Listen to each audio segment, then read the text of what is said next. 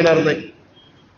आणि फार तर असाही मनात विचार आला की 3 वेळेला खासदारकीला 91 ला खासदारकीला लेकाला निवडून दिलं म्हणजे मला, नंतर वडिलांना निवडून दिलं म्हणजे साहेबांना, नंतर लेकीला निवडून दिलं 3 वेळेला म्हणजे सुप्रियाला, आता सुनेला निवडून द्या, सगळी फिटामफाट, वडील पण खुश, लेक पण खुश, कन्याही खुश आणि सूनही खुश आणि तुम्ही खुश। मित्रांनो, ही निवडणूक देशाच्या 140 कोटी जनतेच्या भवितव्याची। मीच अनेकदा तुम्हाला मोदी साहेबांच्या विरोधामध्ये भूमिका घेऊन सभा केलेल्या आहेत, परंतु त्यावेळेस माझा विचार वेगळा होता। पण ज्या पद्धतीनं पहिली 5 वर्ष आणि दुसरी 5 वर्ष मोदी साहेबांनी काम आपल्या भारत देशाचं केलं, त्यांचं जे व्हिजन आहे, त्यांनी देश पातळीवर भारताचा नावलौकिक वाढवण्याचं काम केलं, हे त्रिवार सत्य आहे। आज पण परदेशात कुठल्याही देशामध्ये गेले तर एवढ्या प्रचंड संख्येने परदेशातले भारतीय लोक आणि परदेशातले नागरिक त्यांचं स्वागत करतात, ते देखील आपण पाहतो, ते काही लपून राहत नाही। त्याचबरोबर आजूबाजूची राष्ट्र आपल्याकडे वाकड्या नजरेने बघायचे। पुलवामाला ज्या पद्धतीनं त्यांनी तिथं धडा शिकवला, त्याच्यानंतर पाकिस्ताननी अक्षरशः त्यांचं कंबरड मोडलं। आज त्यांची अर्थव्यवस्था अतिशय खराब झालेली आहे। श्रीलंकेसारख्या राष्ट्राचं पण काय झालं, तिथल्या राष्ट्रपतींना त्यांच्या परिवाराला घेऊन तिथलं पळून जावं लागलं। त्याच्यामध्ये बांगलादेशशी आपले संबंध चांगले, इतर आजूबाजूची राष्ट्र देखील आपल्याकडे आता समंजस पद्धतीनं पाहतात। आपली देशाची बॉर्डर सुरक्षितता ही त्यांनी अतिशय व्यवस्थितपणे ठेवण्याचं काम केलेलं आहे। दर दिवाळीला तुम्ही मी आपल्या घरामध्ये दिवाळी साजरी करतो, परंतु मोदी साहेब दर दिवाळीला बॉर्डरवर जाऊन जवानांना प्रोत्साहन देण्याचं काम, जवानांच्या मध्ये दिवाळी साजरी करण्याचं काम, त्यांच्यामध्ये सहभागी होण्याचं काम करतात। गेल्या 10 वर्षामध्ये त्या व्यक्तीने कधी सुट्टी घेतलेली, पत्रकारांनी सांगावं, तुम्ही सांगावं की बाबा हे 4 दिवस कुठेतरी फिरायला गेले, कुठेतरी आराम करत होते, तशा पद्धतीनं कुठलंही। आज पण ज्यावेळेस माझी त्यांची ओळख झाली त्यावेळेस आमचा अनेकदा बोलण्याचा संबंध येतो चर्चेचा, त्यावेळेस फक्त आणि फक्त भारत आणि भारताचा विकास। जगामध्ये आपला भारत देश पुढच्या 5 वर्षाच्या काळामध्ये 3ऱ्या क्रमांकावर अर्थव्यवस्था कशी आणता येईल, जगामध्ये आयात निर्यातीच्या बाबतीमध्ये भारताचा विशेषतः निर्यातीच्या बाबतीमध्ये वरचा क्रमांक कसा राहील, त्याच्यामध्ये आपल्या भारत देशातले रस्ते तुम्ही बघा, पाठीमागच्या अनेक वर्षाच्या कारकिर्दीमध्ये एवढे 4 पदरी 6 पदरी रस्ते, flyover, bridge, Atal Setu, coastal road हे कधी पाहायला मिळत नव्हते। अक्षरशः आता प्रचंड मोठ्या प्रमाणावर ही इन्फ्रास्ट्रक्चर उभा करण्याच्या करता भांडवली गुंतवणूक, जे माझे व्यापारी बंधू असतील त्यांच्या लक्षात येईल, ही भांडवली गुंतवणूक आहे। आज आता समृद्धी महामार्ग केला नागपूर आणि मुंबई, मित्रांनो तुम्हाला माहिती आहे, तो समृद्धी महामार्ग करत असताना तिथं 45,000 कोटी रुपये खर्च झाले। आज त्याच्यापेक्षा जास्त रक्कम देऊन तो रस्ता काही कंपन्या बीओटी तत्वावर मागतायत। म्हणजे नेहमी आता देखील मी माझ्या 2 सहकाऱ्यांच्या किशोर मासाळ आणि डॉक्टर कोंबडे यांच्या 2 फॉर्च्युनर इथं पुजण्याचा प्रयत्न केला, त्यावेळेस आजची हिची किंमत काय आणि 5 वर्षांनी घ्यायची म्हटलं तर किंमत किती, नेहमी पुढे किंमत वाढत असते। आणि त्याच्यामुळे एवढं मोठ्या प्रमाणावर देशात पोर्ट म्हणजे बंदर, आपलं वाढवणचं पण बंदर आपण पालघरमध्ये करतोय, त्याच्यामध्ये पण ते म्हणले मी तुम्हाला निधी देतो। त्यांनी सांगितलं की जे मोठे प्रोजेक्ट आहेत त्याकरता केंद्र सरकार तुम्हाला निधी देईल। मग रेल्वे सारखे प्रश्न असू द्यात, महामेट्रो सारखे असू द्यात, बुलेट ट्रेन सारखे असू द्यात, विमानतळासारखे असू द्यात, विमानतळाची टर्मिनल बनवण्याच्या संदर्भातले असू द्यात, वेगवेगळ्या पद्धतीचे रोड्स, हे पालखी मार्ग, त्याला केंद्राचाच पैसा आहे. जो आपल्या बारामतीच्या बाहेरनं गेलेला आहे तो मी बाहेरनं मुद्दाम घेतला की बारामतीवर ताण येऊ नये, बाहेरच्या बाहेर ती वाहतूक व्हावी, बारामतीतल्या लोकांची वाहतुकीची कोंडी होऊ नये, या पद्धतीनं बारामतीच्या आजूबाजूला सगळीकडे रिंग रोड. मित्रांनो, तुम्हाला सगळ्यांना माहिती आहे, मी त्याचा साक्षीदार आहे. 15 वर्ष आपण प्रयत्न करतोय की आपलं शेवटचं स्टेशन बारामती आहे ते कुठंतरी पुढे जोडलं गेलं पाहिजे. Phaltan railway, Phaltan railway, Phaltan railway नुसती चर्चा चालली, परंतु काम काही होत नव्हतं. मी मध्ये मोदी साहेबांना भेटायला गेलो, त्यांना सांगितलं की मोदी साहेब, हे आमचं बारामतीचं दुकडं बरेच वर्ष रांकेला लागलं नाही. जाफर शरीफ साहेब असतील, त्याच्या संदर्भामधले अनेक जॉर्ज फर्नांडिस असतील, ममता बॅनर्जी असतील, लालू प्रसाद यादव असतील, किती सुरेश प्रभू असतील, किती रेल्वे मंत्र्यांची नावं घेऊ. सगळ्यांच्या काळामध्ये तिथं प्रयत्न झाला, परंतु कुणी त्याला प्रतिसाद दिला नाही. मला मोदी साहेबांनी सांगितलं की मी आता देशातले याच्यावर ऑनलाईन अनेक भूमिपूजन घेणार आहेत. मी त्याच्यामध्ये बारामती रेल्वेचं भूमिपूजन घेतो, ते काम मी तुम्हाला सुरू करून देतो. मित्रांनो, शेवटी समाजकारण, राजकारण कशा करता करायचं असतं? विरोधाला विरोध करून चालत नाही. अनेकदा आपल्यातल्या अनेकांनी एकमेकाला विरोध केला, अनेकदा आपण एकमेकाला बरोबर आलो.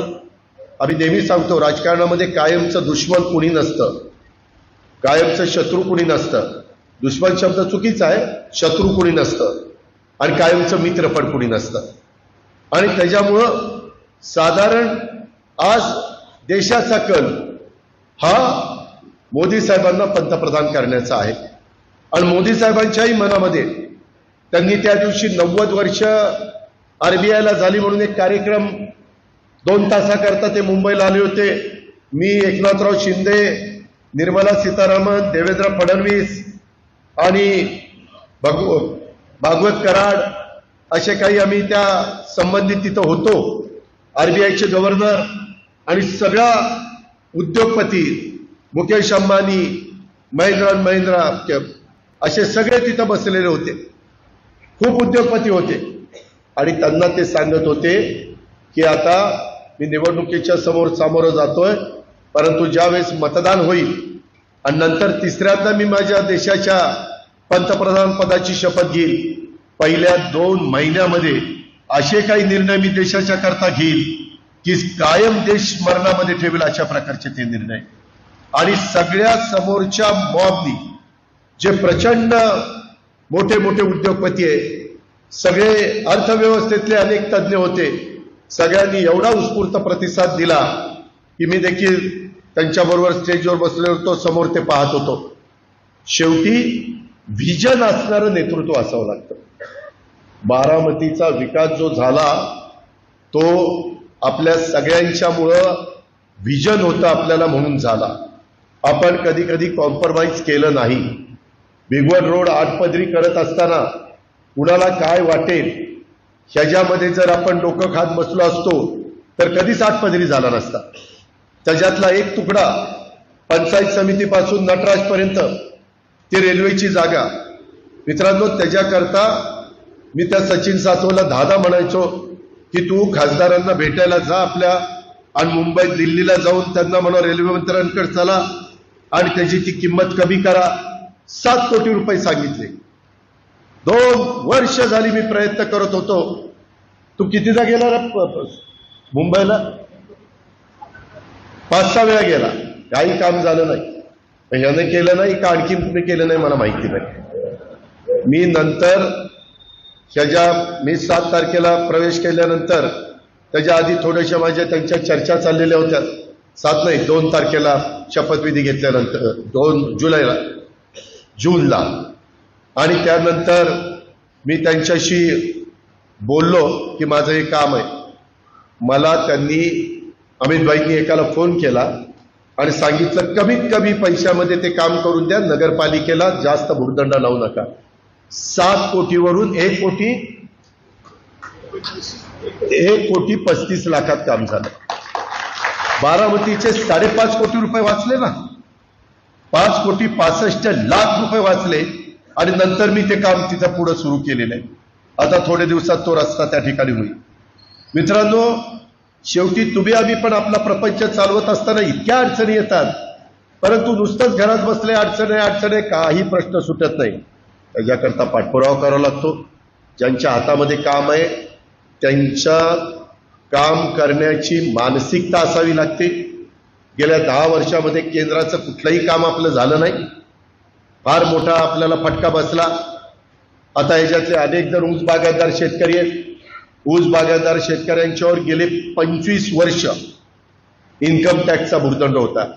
एकट्या माळेगाव सहकारी साखर कारखान्यावर 250 कोटी रुपये त्यांना भरावे लागणार होते. 250 कोटी रुपये. आम्ही खूपदा 20-1 वर्ष प्रणव मुखर्जींना भेटलो, A.K. अँथोनीला भेटलो, P. सुब्रमण्यमला भेटलो, नाही चिदंबरमला, P. चिदंबरम त्यांना भेटलो. इतक्यादा आम्ही जायचो, सगळे स्टे द्यायचे, पण ती टांगती तलवार काही काढली नाही. अलीकडच्या काळामध्ये हे सरकार आल्यावर अमितभाईंच्याकडे शिष्टमंडळ गेलं. अमितभाईंनी ते बघितलं. आपल्या महाराष्ट्रात जसा ऊस आहे तसा गुजरातमध्ये ऊस आहे. त्याच्यावर त्यांनाही त्याच्याबद्दलची जाणीव होती. त्यांनी सांगितलं, थांबा, मला एक 8 दिवस मार्ग काढायला वेळ द्या, मी नंतर तुम्हाला बोलून घेतो. नंतर त्यांनी बोलून घेतलं. 10,000 कोटीचा सगळ्या देशातल्या ऊस उत्पादक शेतकऱ्यांवर साखर कारखान्याचा जो इन्कम टॅक्स होता तो सगळा माफ केला. आता चेअरमन इथं 2 बसले, एक आणि 2, त्यांना विचारा, 1 रुपया यांच्यावर आता इन्कम टॅक्सचा नाहीये. नुसतं तेवढं नाही केलं. आम्ही म्हणलं, साहेब, जर एखादा चांगला कारखाना चालवत असतील माळेगाव किंवा सोमेश्वर आणि त्यांचा FRP असेल 2900 किंवा 2950 आणि त्यांनी भाव दिला 3411, तर तुम्ही सरळ वरचे पैसे इन्कम टॅक्स म्हणून धरणार, कारण FRP पेक्षा जास्त भाव दिला. ते म्हणले बरोबर आहे. त्यांनी सांगितलं, मी ह्याच्यातनं मार्ग काढतो. काय मार्ग काढला? त्यांनी सांगितलं, ज्या त्या राज्यातल्या साखर आयुक्तालयाकडं त्या कारखान्याच्या बॉडीने जायचं, चेअरमननी जायचं, अकाउंटंटनी जायचं आणि त्यांनी दाखवायचं की हे आमचं FRPचा दर देऊन आम्ही जी काटकसर केली, आम्ही ज्या पद्धतीनं प्रोडक्शन बनवलं, आम्ही जे टोटल लॉसेस कमी करून रिकव्हरी वाढवली, ओझनमधनं मिळालेला पैसा, डिस्लरीमधनं मिळालेला पैसा आणि आम्हा लोकांची बचत, ह्याच्यातून आमचा भाव आता 400-500 वाढतोय. हे त्यांनी साखर आयुक्ताला दाखवायचं. साखर आयुक्तांनी पाहायचं की खरोखरीच कारखान्याचा भाव निघतोय का निवडणूक जवळ आली म्हणून कर्ज काढून भाव देत आहेत. बरेच कारखाने कर्ज काढून भाव देत आहेत. आज महाराष्ट्रातले अनेक कारखाने अडचणीमध्ये आलेले आहेत. त्याचं ते एकमेव कारण आहे. आपल्याच इथलं उदाहरण द्यायचं म्हणलं तर छत्रपती कारखान्याचं तेच कारण आहे. इथं पुरुषोत्तम दादा बसलेत, त्यांना विचारा, मागच्या काळामध्ये असंच एकदा झालं. भाव काढण्याच्या नादात थोडंसं कर्ज झालं आणि नंतर कारखाना अडचणीत आला. मी नेहमी संस्था चालवत असताना बारामतीकरांनो एक गोष्ट लक्षामध्ये ठेवतो, ती आपली बारामती सहकारी बँक असू द्यात, तो छत्रपती माळेगाव सोमेश्वर असू द्यात, तो दूध संघ असू द्यात, तो खरेदी विक्री संघ असू द्यात, तो त्याच्यामध्ये PDCC बँक असू द्यात, ज्या ज्या संस्था आपल्या आधिपत्याखाली चालत आहेत त्याच्यामध्ये रितसर जो भाव निघेल तोच द्यायचा, बाकीच्या भानगडीत पडायचं नाही. आणि त्यामुळं आपल्या संस्था सगळ्यात चांगल्या चाललेल्या आहेत. अपवाद छत्रपती कारखाना आणि आपली बारामती बँक ही पण मध्ये अडचणीत आली होती. जनरल बॉडीच्या मीटिंग मी इथंच घेतो, ह्याच इथं मी भाषण करतो, त्यावेळेस देखील NPA वाढला होता. व्यापाऱ्यांना, बारामतीकरांना, माझ्या सहकाऱ्यांना मदत करणारी बारामती बँक, परंतु ती मायनसमध्ये जात होती. अहो, RBIने त्याच्याबद्दलच्या एवढे आपल्याला दंडक लावले. RBIने दंड पण केला. किती केला? 2 लाख रुपये दंड केला. RBIने 2 रुपये दंड केला तरी तो फार म्हणजे कमीपणा आहे त्या संस्थेचा. आणि आता बँक आज एनपीए कमी करत करत करत किती कोटी फायदा झाला? नाही, नेट प्रॉफिट, ग्रॉस प्रॉफिट 67 कोटी, नेट प्रॉफिट 5 कोटी. आली ना टाळ्यावर? कशामुळे आली? माणूस खमक्या होता म्हणून आली, त्याच्यामुळं ते चाललं. मित्रांनो, संस्था अडचणीत यायला वेळ लागत नाही. मी बघितलंय कित्येक घराणी की त्या घरामध्ये पहिल्यांदा इतकी आर्थिक सुबत्ता ओसंडून वाहत होती आणि पुढची पिढी जरा कमकुवत निघाली, जरा व्यसनाधीन निघाली, जरा व्यवहारज्ञान कमी असणारी निघाली. त्या पिढीमध्ये त्या परिवाराचा काय अवस्था झाली? माझ्या तोंडापुढे नावं आहेत म्हणून मी नावं घेत नाही, तुम्हालाही माहिती आहेत काही नावं. ही वस्तुस्थिती आहे. आणि काही काही अतिशय सर्वसामान्यातनं वरच्या पातळीवर त्यांच्या कष्टाने, त्यांच्या दूरच्या दृष्टीनं. आता मी किशोरला नारळ फोडत असताना विचारलं, काय किशोर तू गाडी घेतली? म्हणलं तुमच्याकडे आल्यामुळं गाडी घेतली. म्हणलं लोक म्हणतील ह्याच्याकडे गेल्यावर गाड्या मिळतात का काय? नाही म्हणलं दादा, माझं धंदा पाणी चांगलं चाललेलं आहे. मी इथं जमीन खरेदी विक्रीचा व्यवहार करतो आणि त्याच्यातनं 2 पैसे मला मिळाले. त्याने कबूल केलं. मित्रांनो, हे 2 पैसे कशामुळे मिळाले? बारामतीमध्ये विकास जो चाललेला आहे त्यामुळं बारामतीमध्ये गुंतवणूक करण्याच्या करता बाहेरचे लोक येतात. मूळ आपण बारामतीकर आता संख्येने किती आहे बघा. आणि गेल्या काही वर्षामध्ये बाहेरनं कामाधंद्याच्या, नोकरीच्या निमित्तानं, शिक्षणाच्या निमित्तानं, व्यवसायाच्या निमित्तानं जी लोक आली, ज्यांना बारामती सुरक्षित वाटती, तो वर्ग बघा किती मोठ्या प्रमाणावर आलाय. व्यापाऱ्यांना विचारा, मारवाड पेठेमध्ये, तिथं गांधी चौकामध्ये, त्यांच्या स्टेशन रोडला असणारी दुकानं अनेकांनी बाहेर पटांगणामध्ये, म्हणजे भिगवण रोड असेल किंवा माझा पाटस नीरा रोड असेल, तिकडच्या भागामध्ये इंदापूर रोड असेल, मोतीबागेच्या पलीकडे काही बघायला मिळत होतं का? आज काय दुकानं झाली? आत्ता यायला मला उशीर लागला. मी त्या शारदानगरवरून येत होतो, माळेगाववरून येताना तिथं गाड्याचे शोरूम आहेत. एवढी तिथं गर्दी गिराईकाची गुढीपाडव्याच्या शुभमुहूर्तावर गाडी घेण्याच्या करता. सातवांचं कॉर्नरला मारुतीचं शोरूम आहे, तिथंही गर्दी. पैसा कुठनं आला? आता तर सोमेश्वरचंही पेमेंट झालं नाही, माळेगावचंही झालं नाही, सोमेश्वरचं झालं नाही. एक काळ असा होता की या 3 कारखान्यांचं दिवाळीला पेमेंट झाल्याशिवाय बारामतीकरांची दिवाळी होत नव्हती आणि माझ्या व्यापाऱ्यांचं दुकानं चालत नव्हती. ही वस्तुस्थिती आहे. आता 12 महिने पेठ चालती, 12 महिने दुकानं चालतात. हे वेगवेगळ्या उद्योगामुळे अनेकांना रोजगार मिळाले. अनेकांनी, छोट्या छोट्या सहकारी मित्रांनी हॉटेल काढली. माझ्या काटेवाडीच्या तर कोळी समाजाच्या एका मुलांनी हॉटेल काढलं. काय त्याचं हॉटेल चाललंय? 3 ब्रँच काढल्या, एक तिकडं, एक इकडं, एक पुण्याला. म्हणजे कष्ट करणाऱ्याला पैसे मिळतात आणि अशा पद्धतीचे बदल होत आहेत. पाण्याच्या बाबतीमध्ये मला सांगायचं आहे, आज तुमच्या समोर बोलतोय तो अजित पवार. आता राज्य सरकारमध्ये उपमुख्यमंत्री किंवा सरकारमध्ये नसता तर तुमचा कॅनॉल देखील आटला असता. काय उसाला काय दिलं असतं? कुठलं पाणी आणलं असतं? कुणाच्या विहिरीला जिवंत पाणी आहे. कॅनॉल जर आटला तर काय तुमच्या माझ्या विहिरींची अवस्था तुम्हाला माहिती ना. खरं तर नदी देखील आटली होती. निरावागस, खांडस, गाडगेवाडी सगळे दादा काहीतरी सोडा. अरे काय सोडा, काय सोडा. एक तर दुष्काळ.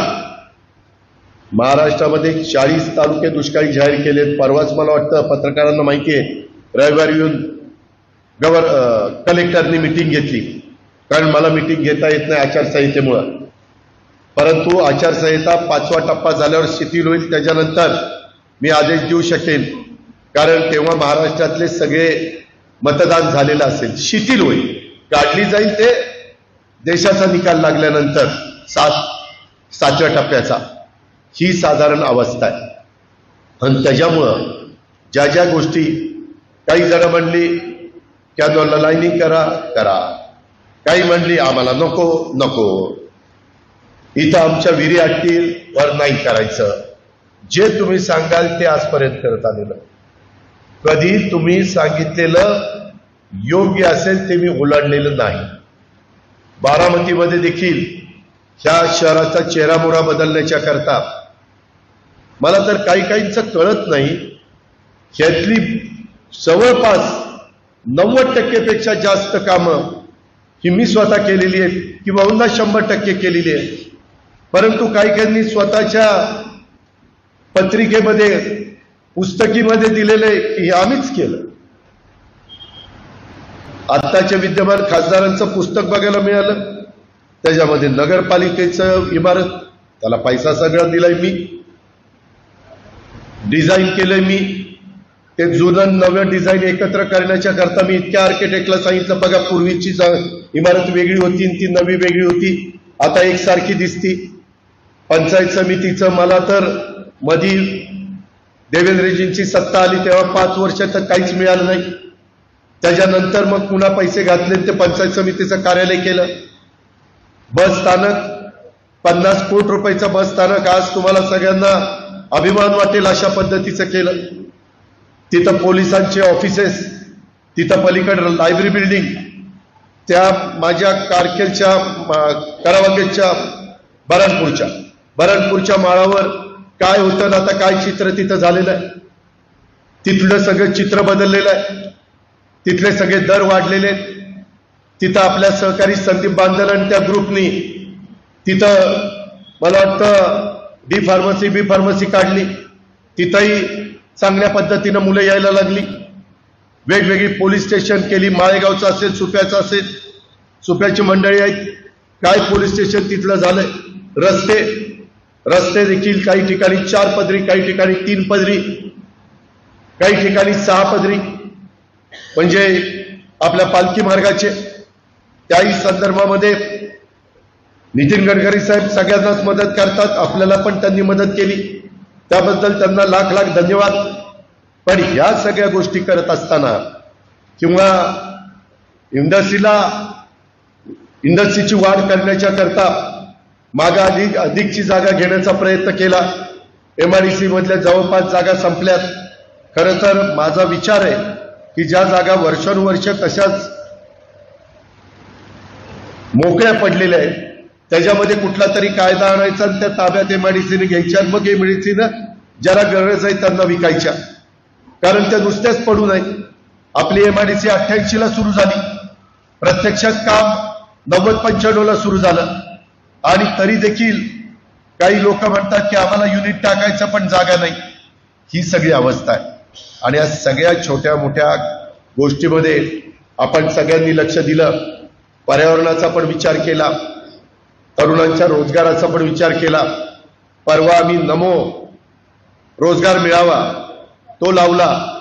त्या नमो रोजगार मेळाव्यात मित्रांनो यामध्ये साधारण बऱ्याच मुलींना नोकऱ्या मिळाव्यात ही अपेक्षा होती, परंतु 10,000 पेक्षा जास्त मुलींना नोकऱ्या मिळाल्या.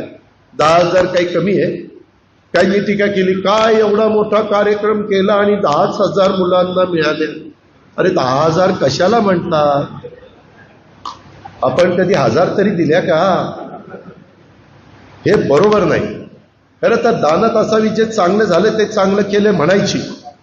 परंतु ही सगळी एकंदरीत अवस्था, बऱ्याचशा गोष्टी मी तर अलीकडच्या काळामध्ये, आता काही जण म्हणाले की जनाई, शिरसाई, पुरंदर, मित्रांनो तिन्ही बाबतीमध्ये मी बजेटमध्ये तरतूद केली. 58 कोटीची कामं आता पुरंदरची निघतायत.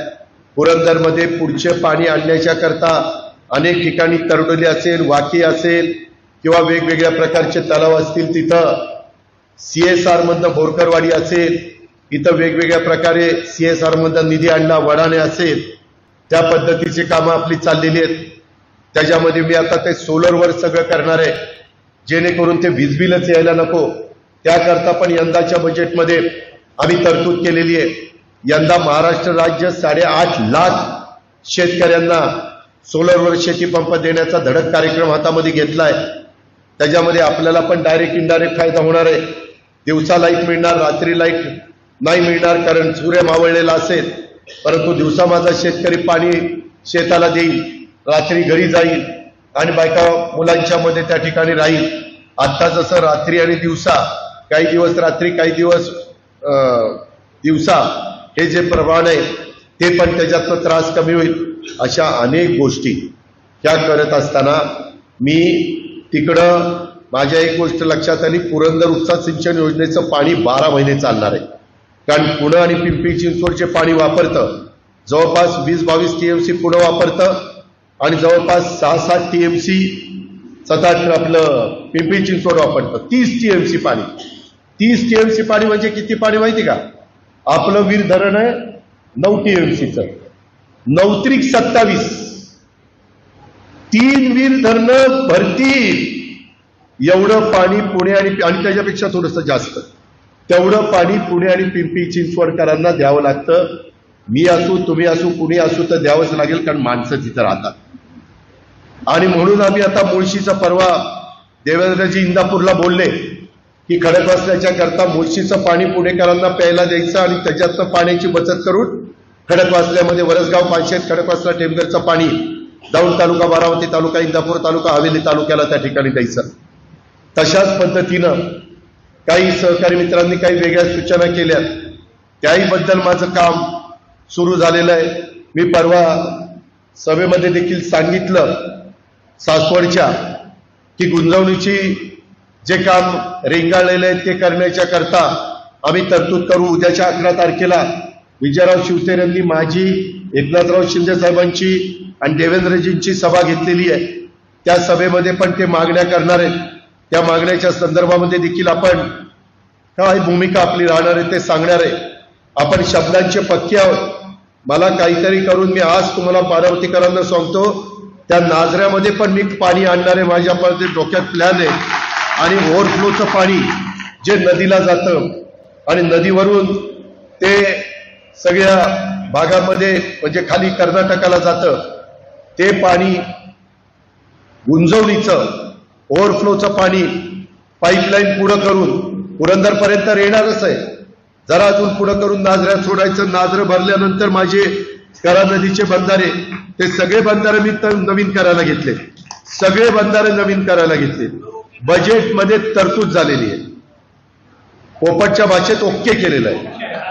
त्याच्यामध्ये मी खालपर्यंत येतोय आणि बंधाऱ्यामध्ये तुम्हाला गेट टाकायची व्यवस्था करत नाही. त्याला वेगळी सिस्टीम आणलेली आहे. काय रे त्या अधिकाऱ्याचं नाव? रिटायर अधिकारी ना, कपोले नाही रे, मारवाडी.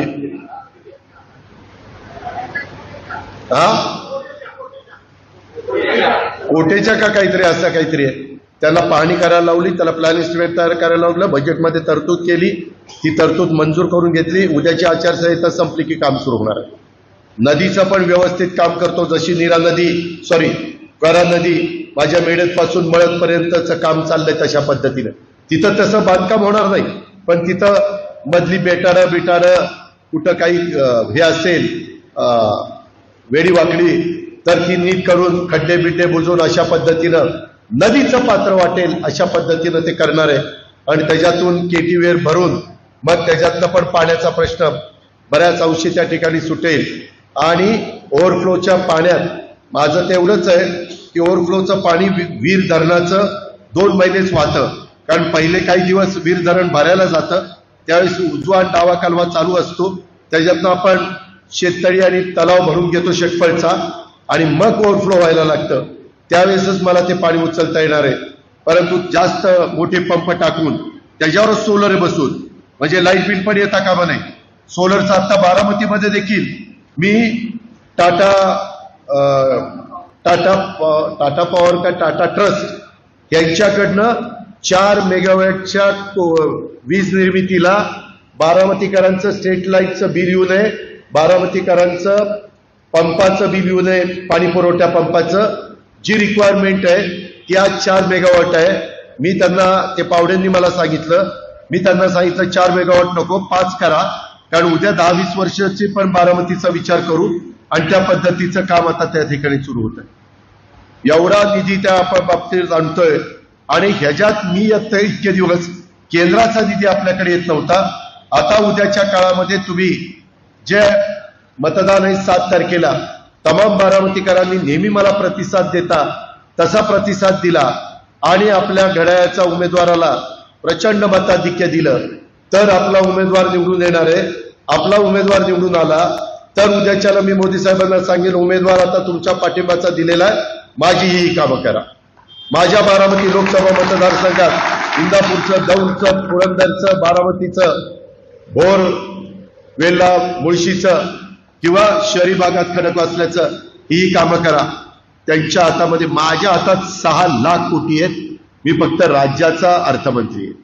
शिवाजीराव राज्याच्या अर्थमंत्र्याच्या हातात 6 लाख कोटी असतील तर केंद्राच्या हातामध्ये किती लाख कोटी असतील? त्याकरता हे सगळं करायचं आहे। त्याच्यातनं विकास होणार आहे। त्याच्यातून तुम्ही बघा, काही जण आणखी सांगतील की बाबा हे बघा, ज्याच्या आधी कुणालाही बारामतीकरांना सगळ्यांना माहिती आहे की फॉर्म भरल्यानंतर शेवटची सभा फक्त व्हायची, संजय व्हायची की नाही? आता का सगळीकडे फिरावं लागतं? काही वेळ आणली, आम्ही सांगत होतो ना आम्ही करतोय, बरं मी करू शकत नाही का? मी राज्य चालू शकत नाही का? प्रशासनावर माझी पकड नाही का? अधिकारी माझं ऐकत नाही का?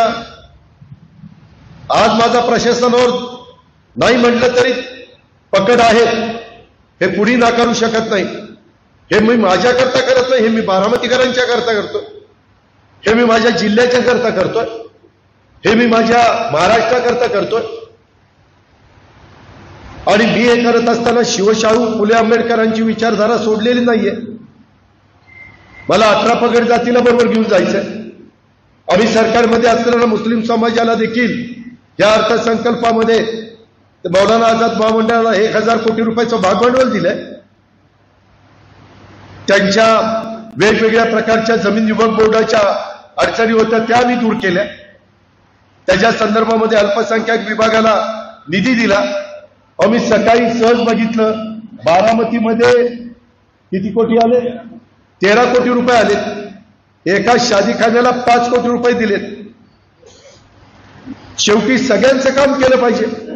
तो माझा मागासवर्गीय असू द्या, तो माझा आदिवासी असू द्या, तो माझा भटका असू द्या, तो माझा सर्वसाधारण जातीतला असू द्या किंवा ओबीसी मधला असू द्या, कामं तर सगळ्यांची झाली पाहिजे। आणि मी बारामतीकरांनो, तुम्ही सगळेजण माझे सहकारी आहेत। कुणाला वेगवेगळ्या काळामध्ये वेगवेगळ्या संस्थांचं पदाधिकारी केलेलं होतं, काही विद्यमान असतील, काही माजी असतील, आजी माजी पदाधिकारी, उद्याचे होणारे पदाधिकारी त्याच्यामध्ये काही असतील। मला सगळ्यांना सांगायचं की हा विकासाचा वेग चालू ठेवायचा असेल तर आपल्याला घड्याळाशिवाय पर्याय नाही। भावनिक होऊ नका, भावनिक होऊ नका। कन्स्ट्रक्शन लाईन मध्ये पण ज्या पद्धतीची कामं झाली, बारामतीमध्ये आज गुंतवणूक केल्यानंतर फ्लॅट खपतात म्हणून त्या ठिकाणी कन्स्ट्रक्शनवाले कन्स्ट्रक्शन करू शकतात। फ्लॅटच खपले नसते तर काय कन्स्ट्रक्शन केलं असतं? आज कन्स्ट्रक्शन चाललंय म्हणून टाईल्सचे दुकानं किंवा हार्डवेअरची दुकानं किंवा त्या ठिकाणी सिमेंट, वाळू, खडी काय जे असेल, स्टील, त्याची बाजारपेठ चाललेली आहे। हे सगळे एकमेकावर अवलंबून आहे। आज मी आपल्याला जाहीरपणे सांगतो, मी ज्यावेळेस 90 साली विद्या प्रतिष्ठानचं मला ट्रस्टी केलं त्यावेळेस 72 ते 90 किती वर्ष झाली? 28 वर्ष। नीट विचार करा, 28 वर्षात फक्त आणि फक्त इंग्रजी माध्यमाची इमारत झाली होती। 72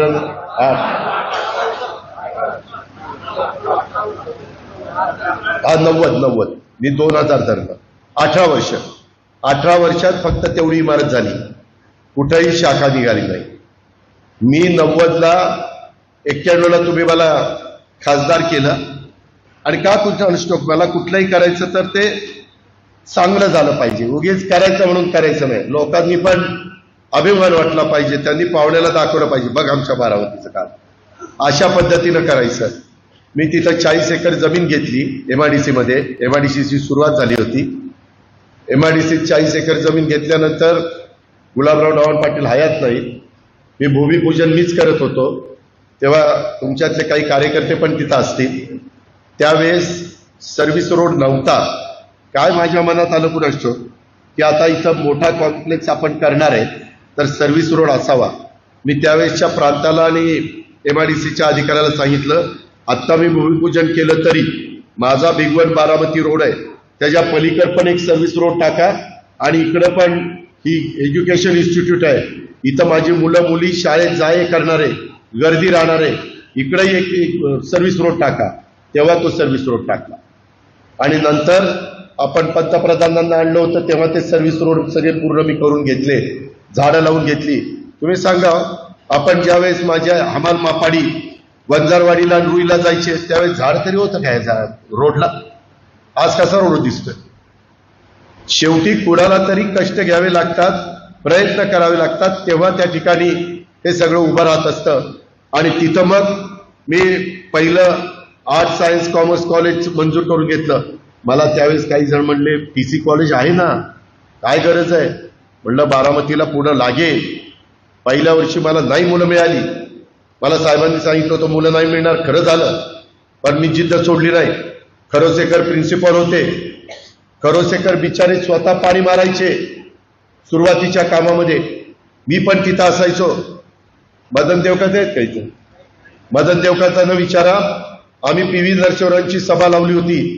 एवढीशी झाडं आपण लावली, बऱ्याचशा ठिकाणी कटिंग केलं, एका ठिकाणी 20 फूट खोदाई केली, 20 फूट भराई केली.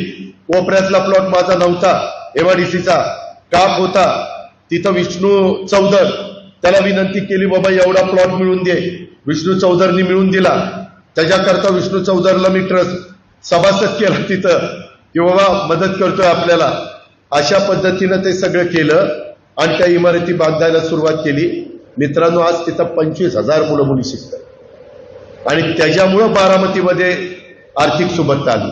कारण TC कॉलेजचा स्टाफ, माझ्या विद्यानगरीचा स्टाफ, माझ्या MESचा स्टाफ, आमच्या शाहूचा स्टाफ, आमच्या शारदानगरचा स्टाफ, आमच्या मायगाव शैक्षणिक संकुलचा स्टाफ, या सगळ्या गोष्टी आपण त्या ठिकाणी केल्या आणि त्याच्यातनं एक मेडिकल हब जसं मी केलं तसं एज्युकेशन हब बारामतीमध्ये झालं. मेडिकल कॉलेज, आयुर्वेदिक कॉलेज, ह्या सगळ्या हे कशात, ह्याच्यात केंद्राचा पैसा नव्हता. तानाजीराव, तुम्ही म्हणाल कशा करता, आता ह्याला आमदारकी असताना खासदारकी कशाला पाहिजे? केंद्राचा पैसा आणायला खासदारकी पाहिजे. केंद्राचा निधी आणला तर ह्याच्या कितीपेक्षा कितीतरी पटीनं माझ्या बारामती लोकसभा मतदारसंघाचा कायापालट होणार आहे. इकॉनॉमी विकर सेक्शनची घरं आता मंजूर झालेली आहेत. माझा धनगर समाज असू द्यात, माझा रामोशी समाज असू द्यात, वडार समाज असू द्यात, मागासवर्गीय समाज असू द्यात, सगळ्या घटकाला आता घरांचा कार्यक्रम मोदी साहेबांनी दिलेला आहे. आपण तो कार्यक्रम आणू. परवा म्हणजे गेल्या महिन्यात मी त्यांच्याबरोबर 30,000 घरं त्यांनी त्या सोलापूरमध्ये दिली बीडी कामगारांना. 15,000 घरांना चाव्या द्यायच्या कार्यक्रमाला मी होतो. 15,000 चाव्या द्यायच्या. 5-5 घरं लोक धरली तर 15-75 पाऊण लाख लोकांची व्यवस्था झाली. तशी माझ्या भागात 15,000 नाही, परंतु कुठं कुठं 1000, 500, 200 होईल ना. इथनं पाठवायचं जबाबदारी माझी आणि तिकडंच मंजूर करून घ्यायची जबाबदारी नवरा बायकोची. रामभाऊ बघू नका, काळजीच करू नका, अजिबात हे काही स्वप्न दाखवत नाही. जे केलंय त्याच्यामध्ये अधिक चांगल्या पद्धतीनं करायचं, कारण तेवढी धमक आणि ताकद केंद्रामध्ये पंतप्रधान असणाऱ्या नरेंद्र मोदींच्या मध्ये आहे. आणि त्या विकासाची जोड माझ्या बारामती लोकसभा मतदारसंघाला मिळाली तर माझाही पाण्याचा प्रश्न, शेतीचा असेल, कुठलाही असेल ते सुटेल. सहज आठवलं म्हणून सांगतो, बर्णे मामांनी, प्रदीप गारटकरनी मला शहा म्हणून व्यापारी आहेत, गोकुळ शेठ पूर्वी तुम्हाला माहिती असतील, त्यांच्या दुकानामध्ये दिलं आणि बसता बसता त्यांनी सांगितलं, शहांनी त्यांच्या मुलांनी, दादा एक करमाळा आणि इंदापूरचा पूल आहे, तो आहे धरणातनं, किंमत जास्त आहे. 2 महिन्यापूर्वीची गोष्ट, किंमत जास्त आहे, पण ते केलं ना दादा, तर बारामतीची बाजारपेठ जशी चालते तशी आमची इंदापूरची बाजारपेठ चालेल. आणि त्यामध्ये तुम्ही करमाळा आणि इंदापूर जोडून द्या. प्लॅन इस्टिमेट करायला लावलं. कालच्या बजेटमध्ये आचारसंहिता सुरू व्हायच्या आधी किती मंजूर केलं माहिती का? 381 कोटी रुपयाचा पूल मंजूर केला. 381 कोटी रुपयाचा पूल मंजूर केला. ते व्यापारी तर एवढे खुश झाले. अरे म्हणलं दादा हे काय केलं? अरे म्हणलं आता तर उमेदवारीचा अर्ज भरलाय, निवडून आल्यावर काय करतो बघा. म्हणजे करण्याची धमक पाहिजे आणि आवड पाहिजे. नाही तर बघू, करू, ये उद्या, ये परवा, हेलपाटे नाही द्यायचे. मित्रांनो, ही गोष्टी करून दाखवलेल्या आहेत. माझी तुम्हाला सगळ्यांना विनंती आहे की प्रत्येकाने आपापले वॉर्ड बूथ वाईज तुम्ही फिरताय. आता अनेकांना कधी नव्हे ते फोन यायला लागले. ज्यांना फोन आले त्यांना समोर उभं केलं, याचं नाव काय तर सांगता येणार नाही. फोन आलाय, पोपटला फोन आलाय, विकासला आलाय, भरतला आलाय, किरणला आलाय, पण उभं केलं तर जरा गंमत होईल. मित्रांनो, मी तसं करत नाही. मला फोन करण्या इतका वेळ नाही, कारण मला अनेक धाराशिवची जागा आहे, शिरोडची जागा आहे, पुण्याची जागा आहे, मावळच्या जागेत काल मी होतो. बारामतीचे इतर सहकाऱ्यांना आपल्याला निवडून आणायचंय. पण मी तुम्ही काम, आता पण आचारसंहिता आहे तरी गट्टा काय मला सुटला. सगळे विकास म्हणजे वेगवेगळे प्रश्नच दिलेले. मी आचारसंहिता संपल्यावर घालील त्याच्यामध्ये लक्ष. पण का लोक देतात? कुठेतरी काम होईल ही आशा आहे म्हणूनच देतात ना. कुणालाही निवेदन येत नाही. मला आता सहज आठवलं, त्या पंचायत समितीच्या इमारतीच्या उद्घाटनाला मी आलो होतो. वेळ कमी होता, मी फट निवेदन सगळी स्वीकारली. मला वेळ कमी होता पण निवेदन स्वीकारलं. आणि मी कधी निवेदन टाकून देत नाही. मी सगळी व्यवस्थित त्याच्या नंबरवर ते बसवतो. आज तुम्हाला माहिती नाही, मी सांगू शकत नाही बारामती शहराला मी निधी किती दिला. माळेगाव नगरपंचायत झाली, 40 कोटी रुपये निधी दिला. आत्ता माळेगावकरांना भेटून आलो, बाळासाहेब वगैरे सगळे आम्ही होतो. म्हणलं काळजी करू नका, आचारसंहिता संपल्यावर पण मी तुम्हाला मदत करतो. तेही शहर असंच बारामतीसारखं चांगलं आपल्याला करायचं. इतर आपली पंढरा असेल, वाणेवाडी असेल, मुरुम असेल, वडगाव निंबाळकर असेल, कोराळ, धाकटं, थोरलं, कुठलाही भाग असू द्या, माझा जिराज भाग असू द्या. आज इथं सुप्याची लोक बसली. सुप्याची लोक अजून जरा गडबड करतात. अला काय ह्या दिवसात कसं काय सोडायचं, या काळात कसं सोडायचं. अरे कशाचं सोडायचं, कशाचं धरायचं. आज मार्केट कमिटी कोण करतंय? मार्केट कमिटीचं भूमिपूजन केलं, पैसे नव्हते. 7.5 कोटी रुपये त्या सुनील पवारांना विचारा, मार्केट कमिटीचे मंजूर करून दिले का? 7.5 कोटी रुपये. ते सगळं तिथलं मार्केट डेव्हलप करण्याच्या करता. रस्ते तर वेगळ्याच पैशातनं करतोय. तिथं विद्यानगरी दुसरी उभी केलेली आहे. इंदापूरला मला प्रदीप गारटकर जमीन देत होता. त्या जमिनीला काही आडकाठी आली. नगरपालिकेची जमीन होती. मी तो नाद सोडला. 65 एकर तिथं जमीन घेतली दूध संघाच्या मागं. आणि 65 एकरामध्ये तिथं त्या ठिकाणी विद्यानगरी उभी केली. मध्ये हेलिकॉप्टरने एका सभेला गेलो तर तिथं बघितलं तर रस्ते एकदम खराब. 15 दिवसांनी तिथले रस्ते टार केलून टाकले. आता जाऊन बघा, यांचे रस्ते बघा. माळेगाव शैक्षणिक संकुलाचे 1 रुपयात 1 दमडा केशवरांनी मला दिला नाही. रस्ते सगळे करून दिले. त्या बाबांनी 1 रुपया दिला नाही. पण यांचेही रस्ते अंतर्गत शालेय आपल्या सोमेश्वर शैक्षणिक संकुलचे करून देणार आहे. आज मी का करू शकतो? तुमच्यामुळे करू शकतो. तुम्ही मला पाठबळ दिलं, तुम्ही मला मोठं केलं. आज मोदी आणि अमित शहाची माझी ओळख झाली. आज उद्योगपतींची माझी ओळख झाली. कुठल्या उद्योगपतीला CSR करता शब्द टाकला तर त्या ठिकाणी ते शब्द आपला मोडत नाही, मदत करतात. या पद्धतीनं आपण पुढे चाललेलो आणि अजून बराच पल्ला गाठायचा आहे. पल्ला गाठायचा का नाही गाठायचा हे तुमच्या हातात आहे.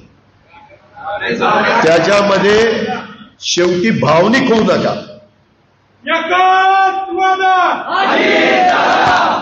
यामध्ये कृपा करून भावनिक होऊ नका. काही काही गावांच्या मध्ये जरा वेगळं चाललेलं आहे. काय रे करायचं, कसं रे करायचं, या वयात कसं करायचं, तसं नाही. प्रत्येकाला भरभरून तुम्ही दिलेलं आहे. आता आपला कामाचे दिवस आहेत, आपले विकासाचे दिवस आहेत. कुणी काही सांगितलं की आम्ही करू, ते करूच शकत नाही. कारण केंद्र सरकार त्यांच्या हातातच नाही तर काय करू शकणार. मी खोटं नाही सांगत. मोदींची राष्ट्रीय सर्वे झालाय, त्याच्यात 65% लोकांनी सांगितलं देशाचे पंतप्रधान तिसऱ्यांदा मोदी व्हावेत म्हणून. ही वस्तुस्थिती आहे. जे आहे त्या मान्यच केलं पाहिजे. आणि त्यांनी विकासाचा ध्यास घेतलेला आहे आणि तशा पद्धतीने आपण राज्यात घेतलेला आहे. केंद्राची आणि राज्याची जोड मिळाली तर अजून आपली प्रगती होणार आहे, अजून तुमचे वेगवेगळे व्यवसाय चालणार आहेत. आणि हे करत असताना मी जाणीवपूर्वक बारामतीमध्ये कुणाची गुंडगिरी, दादागिरी मी कपून घेतलेली नाही, चालू दिलेली नाही. आजच मला काही सहकार्यांनी मग भेटून सांगितलं कोण कोयता गँग वगैरे. मी आता डिपार्टमेंटला सांगणार आहे ते सगळ्या कोयता गँगचा बंदोबस्त करा आणि त्यांच्यावर तडीपार आणि मोकाची कारवाई करा. अजिबात सोडायचं नाही. माझ्या बारामतीमध्ये राहत असणाऱ्या अल्पसंख्याक असू द्यात, संख्येने कमी असणारा समाज असू द्यात, त्याला सुरक्षितच वाटलं पाहिजे. त्याला आज अजिबात वाटता कामा नये की मला कुणी वाली नाही. ज्याला कुणी वाली नाही त्याला अजित पवार वाली. ही गोष्ट तुम्ही लक्षामध्ये ठेवा. काय कशाचा? अरे वेड्या, तुझा खाजगी फ्लॅट आहे, माझ्याकडनं घेतला का फ्लॅट? हा, मग तू बिल्डरकडनं फ्लॅट घेतला, तुला कळायला पाहिजे होतं तो बिल्डर फ्लॅट द्यायच्या लायकीचा आहे का नाही. तू मला सल्ला विचारला असता ही बिल्डरकडनं फ्लॅट घेऊ का, तर मी सांगितलं असतं असल्याकडनं फ्लॅट घेऊ नको. हे काही उत्तर स्वतः आपण चुका करायच्या नसतात. मला तर अलीकडनं काही वसुली करायला लावतात की दादा आम्ही याला माल दिलेला आहे या अमक्या अमक्या कारखान्याला, त्याला जरा फोन करून सांगा आमचं बिल दिला. अरे माल देताना विचार करणं त्या कारखान्याची ऐपत आहे का पैसे द्यायची. त्याच्या संदर्भामध्ये ठीक आहे, मी तुमचा लोकप्रतिनिधी आहे पण घरगडी तर नाही ना. उद्या लोटायला लावाल, ही लोट इथं जरा साफसफाई कर. जे व्यवहारी असेल ते मला सांगा, तुम्हाला नंतर भेट, मी त्याच्या संदर्भामध्ये माहिती घेईल. कारण तू ज्यांच्याबद्दल तक्रार करतोय त्यालाही मला विचारावं लागेल. समजा राजेंद्र बद्दल तक्रार, राजेंद्र तुझ्याबद्दल ही तक्रार आहे, तुझं काय म्हणणं आहे? वैजनाथ तुझं काय म्हणणं आहे? लालासाहेब तुझं काय म्हणणं आहे? लक्ष्मण तुझं काय? मला म्हणावं लागेल ना. एकतर्फी ऐकून हे जर खरंच आहे असं मानलं तर काय सगळं आबादच होईल. तरी देखील तू मला भेट, मी उद्या सकाळी पण घरी अर्ली मॉर्निंग, आणि त्या पद्धतीनं त्याच्यामध्ये मी लक्ष घालीन. मित्रांनो, ह्या प्रकारे आपण पुढे जाऊया. मी पुन्हा सांगतो, भावनिक होऊ नका. अजून राहिलेल्याही काही काळामध्ये वेगवेगळ्या गावात माझं आपल्याला सगळ्यांना सांगणं आहे, शहरामध्ये राहत असणाऱ्यांनी आपापले वॉर्ड बघा, वॉर्डच्या बाहेर जाऊ नका. गावोगावच्या लोकांनी आपलं गावच सांभाळा. उगेच आम्ही सोप्याचा निघालो कुठलं तर कारकेलला, आणि कारकेलच्यानी सुटायचं कुठं रे? सिद्धेश्वर निंबोडीला चाललो. काय गटून आहे तिथं? तिथं आहे ना बाकीची पोपटराव आहेत, बाकीची आहेत, करतील ना काम. त्याच्यामुळं आपापल्या भागातच थांबा. वाणेवाडीकरांनी तिथंच थांबा, पोपटराव ज्यांनी मुरुमवाल्यांनी तिथंच थांबा. अजून कोण जरा वेगळं काम करत असेल तर समजून सांगा. बाबा रे, ज्या त्या वेळेस जे ते काम करू शकतील अशांना निवडून द्यायचं असतं. कधी काही बाका प्रसंग येतो त्याला त्या ठिकाणी विचारपूर्वक तोंड द्यावं लागतं. त्याच्या संदर्भामध्ये वेगवेगळ्या भागात अजून काही जण, कधी माझ्या निवडणुकीत कधी माझी भावंड फिरली नाही राव, आता गर्रा फिरायला लागली, पायाला भिंगरी बांधल्यासारखं. अरे तुमचा भाऊ होता तेव्हा तुम्हाला फिरावंसं नाही रे वाटलं, आणि आता उद्याच्याला मतदान झाल्यावर परत फिरायला जाणार आहे तुम्ही? तिथं परत अजित पवार आणि अजित पवारचेच कार्यकर्ते, दुसरं कुणी येणार नाही. हे नुसतं घटकेच आहे. ते कसं पावसाळ्यामध्ये छत्र्या उगवतात ना, तसल्या छत्र्या उगवल्यात की मतदान झालं की सगळ्या छत्र्या पार परदेशात हवाई सफर करायला जातील. सगळ्यांना तीच सवय आहे. आणि मी तुम्हाला सांगतो, मी अजून पण फार तोलून मापून बोलतो. एकदा जर मी तोंड उघडलं ना, ह्याच्यातल्या कित्येक लोकांना फिरता येणार नाही. फिरता तोंड दाखवता येणार नाही. जाहीर माझा त्यांना सांगायचं आहे. उगीच मी गप्पा बसलो म्हणजे फार वळवळ करता काय?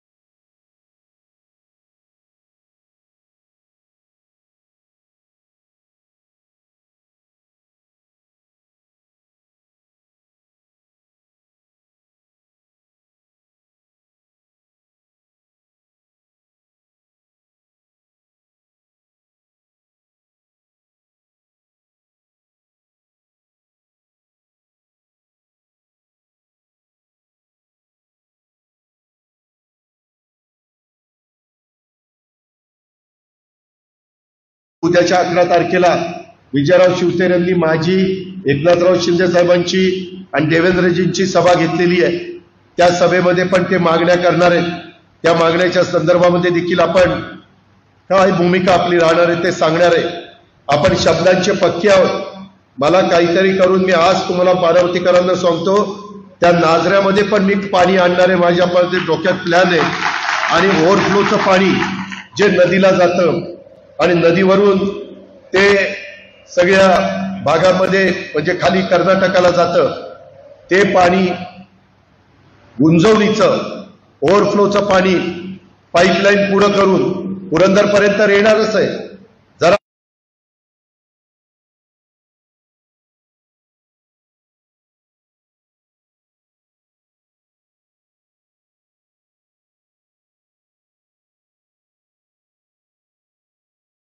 राहिलेत, बरेच राहिले. काही ठिकाणी ड्रेनेजची व्यवस्था करायची, काही ठिकाणी सुधारित पाणी पुरवठ्याची व्यवस्था करायची, काही ठिकाणी आणखीन वेगवेगळ्या प्रकारच्या काही गोष्टी करायच्यात. माझ्या चौदरवाडी आणि काही भागात माझे ढाकाळ्याचे पण लोक त्या दिवशी फोनवर बोलत होते. तिथले काही प्रश्न मी त्यामध्ये हातामध्ये घेतलेले आहेत. आणि त्याच्यातनं आज मी का अधिकारवाणीनं सांगतो की बाबा आपल्या हातात अर्थसंकल्प आहे. उद्याच्या 10 जूनला किंवा 15 जूनला जेव्हा काही अधिवेशन सुरू होईल त्यावेळेस त्याला निधी देण्याचे आपल्यामध्ये ताकद आहे आणि म्हणून आपण ते करू शकणार आहे. अशा पद्धतीची ही सगळी कामं चाललेली आहेत. आज काही जण म्हणतात मी पक्ष चोरला. मी पक्ष चोरला नाही. उद्याच्याला घरातल्या शिवाजीराव इथं बसले आणि उद्याच्याला शिवाजीरावांच्या नंतर पुढच्या पिढीनं ते काम हातात घेतलं तर शिवाजीरावांनी म्हणायचं हे काम माझ्या पुढच्या पिढीनं चोरलं.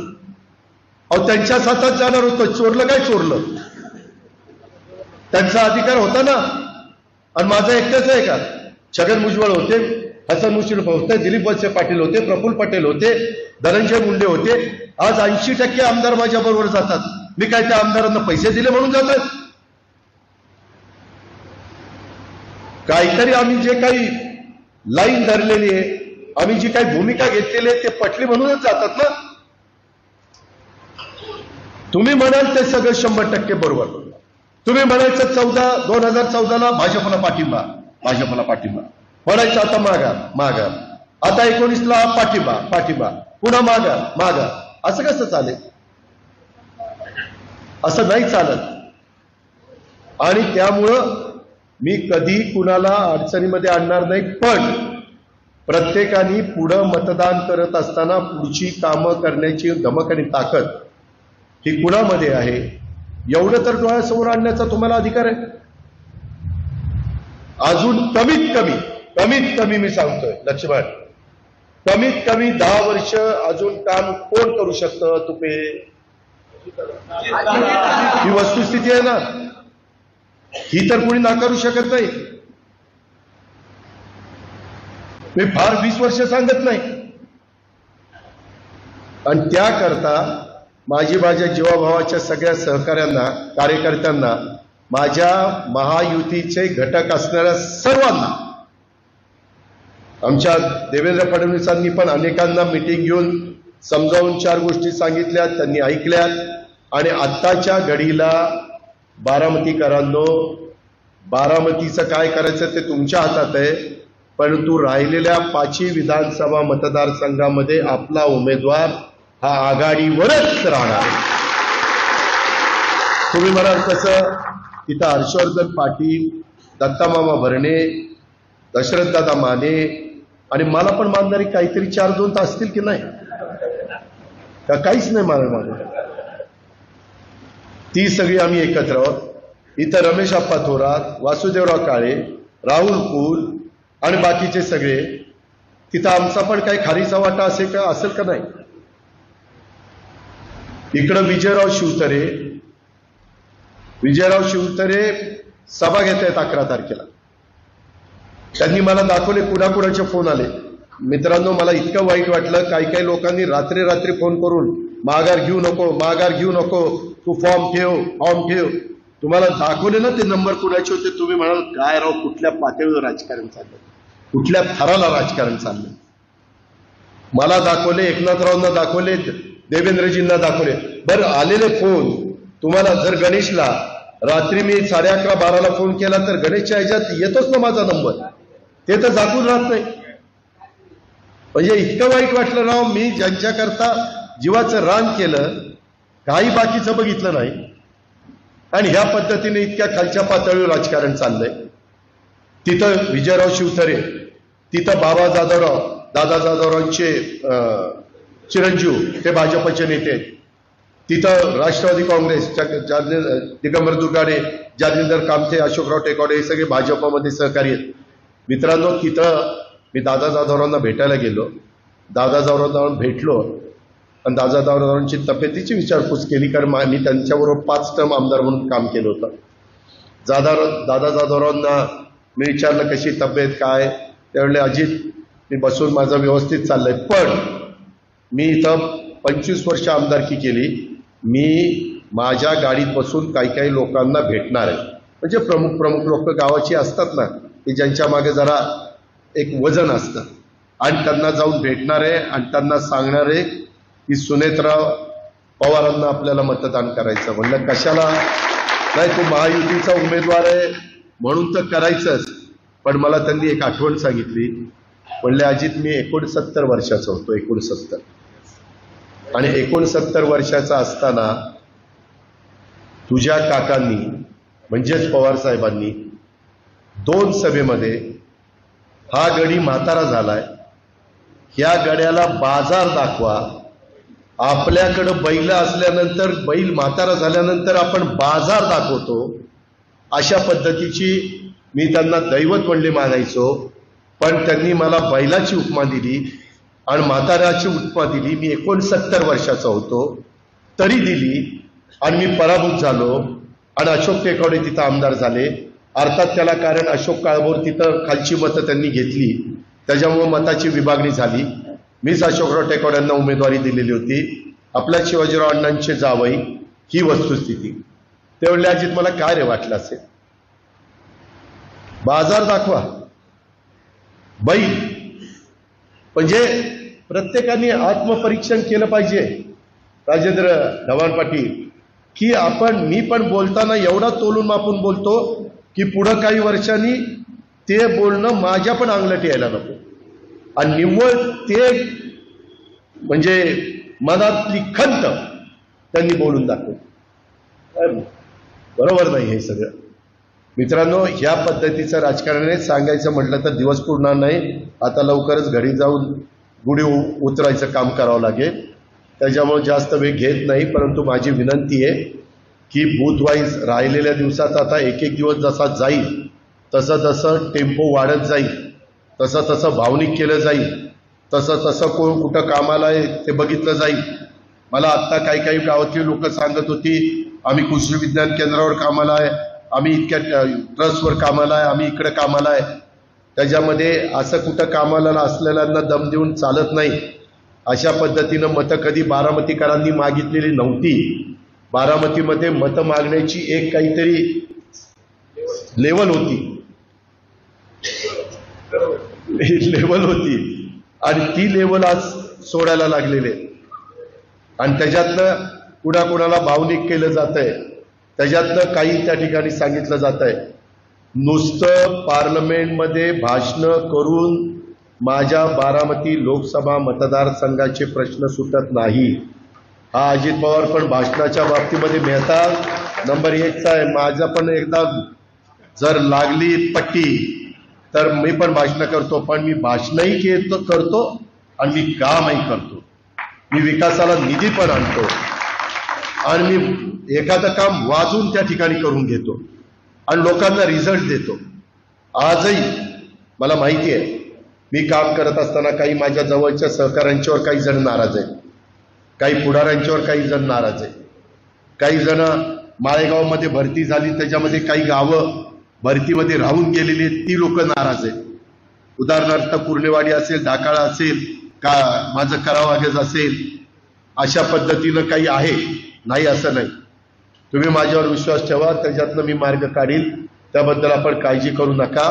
पण ह्या सगळ्या गोष्टी करत असताना माझ्याबरोबर काम करणारा एखादा चुकला म्हणून त्याचा दंड मला किंवा उमेदवाराला देऊ नका. ते आपण दुरुस्त करू. तुम्ही लक्षात आणून द्या, काही काही ठिकाणी असतं, गटतट असतात, थोडंसं उजवं डावं असतं, काही काही बाबतीमध्ये गावातच थोडंसं त्याला जवळ करायचं त्याला लांब करायचं, असं माझ्या शहरामध्ये पण झालं असेल, माझ्या ग्रामीण भागामध्ये पण झालं असेल, माझ्या बागायती भागात झालं असेल, माझ्या जिल्ह्यात भागात झालं असेल. आज टँकरची प्रचंड मागणी आहे, त्याकरताही आम्ही टँकर देतो. आज मला दूध संघाचा चेअरमन आलेला होता, तो मला म्हणला की दादा असं असं करावं लागेल. मी म्हणलं हो जावा करा. या सगळ्या गोष्टी आपणच करणार आहोत. आणि त्याच करत असताना माझ्या सुपा परगणा परिसरातल्या लोकांना विनंती आहे, काही काही जर अजून थोडंसं कसं रे काय रे असं कसं होईल, असं कसं काही होत नाही, आपण सगळं नीट करणार आहोत. अजिबात कुठं आंबीवाल्यांनी पण भावनिक व्हायचं काही कारण नाही, खुर्द असो किंवा माझी बुद्रुक असो. आणि पाण्याच्या संदर्भात मी फार वेगळ्या पद्धतीनं, आता काय झालंय, 7-7 वेळेला तुम्ही मला निवडून दिल्यामुळं त्यातला इतके बारकावे माझ्या लक्षात आले आणि त्याला कुठनं कशा प्रकारचा निधी आणायचा हे पण मला अतिशय व्यवस्थितपणे समजलेलं आहे. त्याकरता केंद्राचा निधी पण खूप मोठा असतो आणि त्याच्यातून आपल्या आया बहिणी असतील, आपले तरुण तरुणी असतील, आपले वेगवेगळे उद्योजक असतील किंवा आपले नोकरदार असतील, आपला शेतकरी समाज असेल, आपला 18 पगड जातीचा सगळा समाज असेल, त्याला आपल्याला सगळ्यांना मदत करायची. आपल्यामुळं आता नीरा नदीत देखील पाणी मी कशा पद्धतीने केले ते मला माहिती आहे. प्रतापचा परवाच फोन आला होता, दादा खांड्याचं पाणी काळं झालंय. कुठे प्रताप?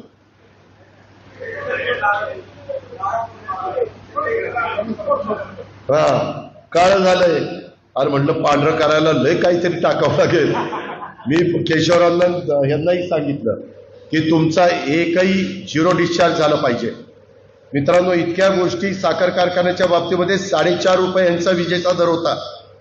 परवाच्या कॅबिनेटला आचारसंहितेच्या आधी 6 रुपये केला का नाही विचारा त्यांना.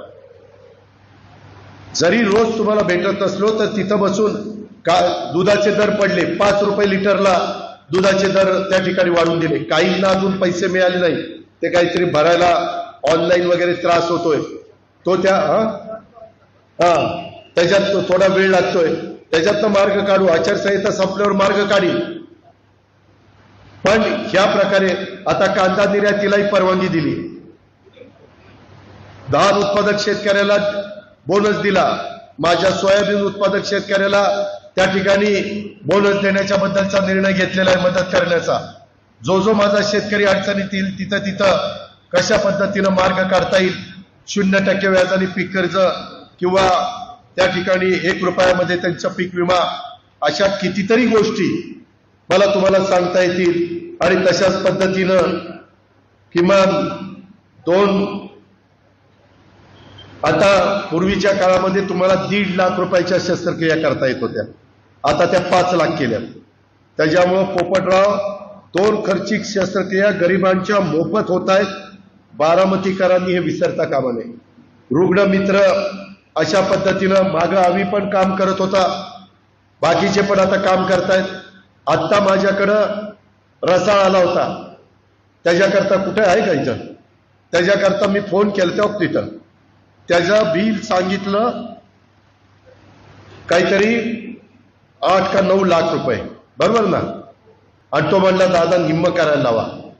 त्याच्या बहिणीच असणार आहे, निम्म करायला लावा. मी त्या डॉक्टरांना फोन केला, म्हणलं निम्म करा. त्याच्यामध्ये मी बाकीचा आकडा बोललो नाही. त्या डॉक्टरने पठ्ठ्याने काय केलं, ते 8 लाखाचं बिल केलं 16 लाख, आणि याला म्हणले दादांमुळे 50% कमी केले, 8 लाख रुपये भर. आता त्यांनी सांगितल्यावर आत घेतला. त्याला माळेगावला विचारा, त्या शरद दत्तोबाच्या सोसायटीत फोन केला डॉक्टरला, म्हणलं का रे फार जोराला काय, मला जर वाकड्या शिरायचं म्हटलं तर दवाखाना बंद करील, एवढ्या चुकीच्या गोष्टी होतील. तो म्हणला माफ करा. त्याने 6.5 लाख रुपये भरले, 2.5 लाख परत देतो, 4 लाखात काम करतो. कोण करायला लागले विचार. आत्ता इथं 2 तास तरी झाले खरं, 2 तास पण झाले नाही. मी डॉक्टरांना म्हणलं डॉक्टर असं नाही, तुमचा ट्रस्ट आहे, ट्रस्टमध्ये काही शस्त्रक्रिया तुम्हाला 10% वगैरे मोफत कराव्या लागतात गरिबाच्या करता. आम्ही ज्यावेळेस त्यांना दवाखान्याचं FSI देतो जास्त, तो FSI जास्त देतो, त्याच्यामध्ये आमची अट असते की 10% बेड गोरगरिबांच्या करता तिथं राखीव ठेवायचे, आणि बाकीच्या 90% बेडमधनं तुम्हाला जे काही कमवायचं ते कमवा, पण गरिबाला पण आरोग्य सुविधा मिळाल्या पाहिजे. त्या प्रकारे मी तसं ते डॉक्टर पण माझं पण जरा हल्लं, त्याच्यामुळं माझं सटकलं, त्याच्यामुळे ती त्याचं बोललो. परंतु मी नंतर पुढच्या वेळेस सांगेन त्यांना की डॉक्टर असं करू नका तुम्ही, आम्ही सांगतोय, आम्हाला वाटतं की आमचं तुम्ही बिल निम्म कमी केलं आणि पुन्हा त्याच्याच दुप्पट बिल करायचं आणि आम्हाला भासवायचं निम्म केलं ना, हे असं आम्हाला, ते मी तसं म्हणणार नाही, चुत्या बनवण्याचा प्रयत्न करू नका म्हणून. पण